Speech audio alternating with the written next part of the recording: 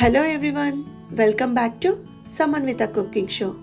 ఈరోజు సంక్రాంతి స్పెషల్ పిండి వంటకం బెల్లం గవ్వలు ఎలా చేయాలో చూద్దాం.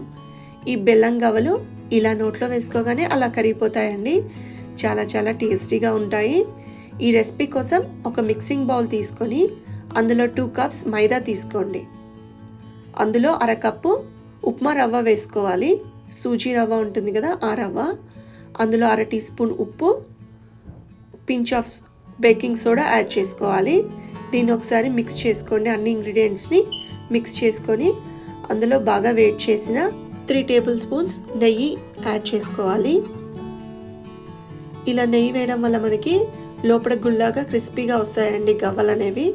ఇప్పుడు మళ్ళీ ఒకసారి నెయ్యి వేసాక అన్ని ఇంగ్రీడియంట్స్ బాగా మిక్స్ చేసుకోండి. ఇలా చేతితో చూసినట్లయితే మీకు ఇలా ముద్దగా రావాలి.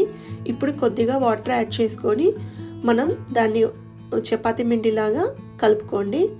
ఇలా కలిపిన దాన్ని ఒక 30 మినిట్స్ పాటు పక్కన పెట్టేసేయండి. అది సాఫ్ట్ డో లాగా అయిపోద్ది. 30 మినిట్స్ తర్వాత ఒకసారి పిండిని మళ్ళీ ఒకసారి మిక్స్ చేసుకోండి. ఇలా సాఫ్ట్గా ఒత్తుకున్న తర్వాత పిండిని చిన్న చిన్న సైజు బాల్స్ లాగా చేసుకోవాలండి.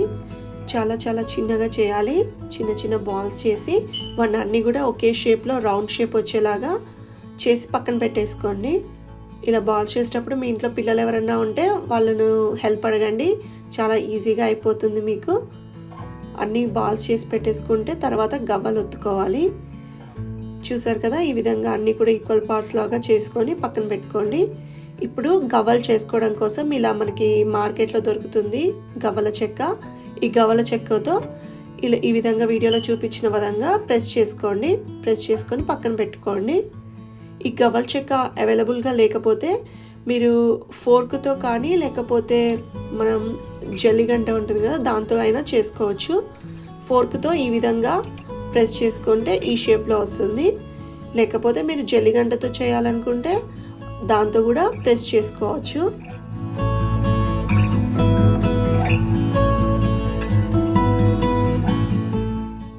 ఈ విధంగా గవ్వలన్నీ కూడా ముందుగానే ఒత్తేసి పక్కన పెట్టేసుకోండి.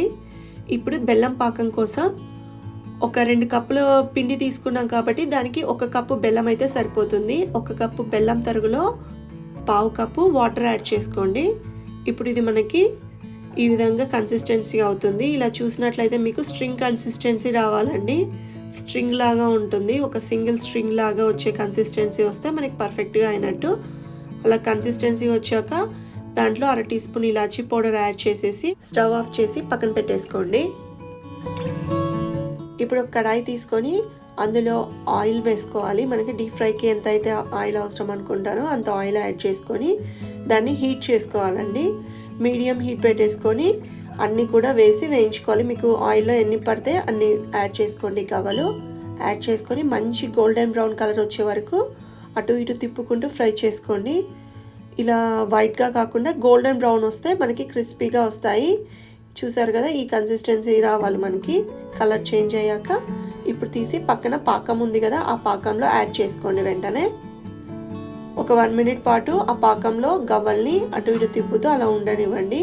పాకం అన్ని వైపులా కూడా గవ్వలకి ఈక్వల్గా పడుతుంది. ఇప్పుడు ఇలా పట్టిన గవ్వలని తీసి పక్కన ప్లేట్లో పెట్టేసుకోండి.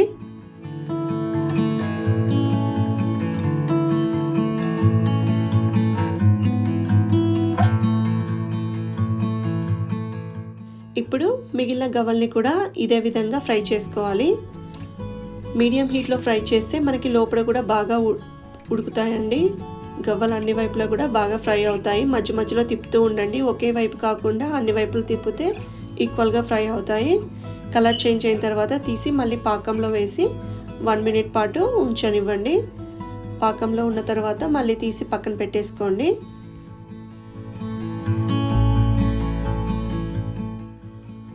పాకం నుండి తీసి ప్లేట్లో పెట్టినప్పుడు అవి ఒకదానికొకటి అతుక్కోకుండా మనం విడివిడిగా చేసుకోవాలండి. లేకపోతే 2-3 గవ్వలు ఒకే దానికి అతుక్కొని ఉంటాయి. కొంచెం చల్లారాక వాటిని ఎయిర్ టైట్ కంటైనర్లో తీసుకొని స్టోర్ చేసుకోవాలి. చూసారు కదా, చాలా సింపుల్గా ఈజీగా అయిపోయే బెల్లం గవ్వలు రెడీ అయిపోయాయి. ఈ సంక్రాంతికి తప్పకుండా ట్రై చేసి ఎలా వచ్చిందో కింద కామెంట్ సెక్షన్లో చెప్పండి. ఈ రెసిపీ నచ్చినట్లయితే లైక్ చేయండి, షేర్ చేయండి, ఛానల్ని సబ్స్క్రైబ్ చేసుకోవడం మాత్రం మర్చిపోకండి. మరిన్ని రెసిపీస్ కోసం నోటిఫికేషన్ బటన్ ఆన్ చేసి ఉంచుకోండి.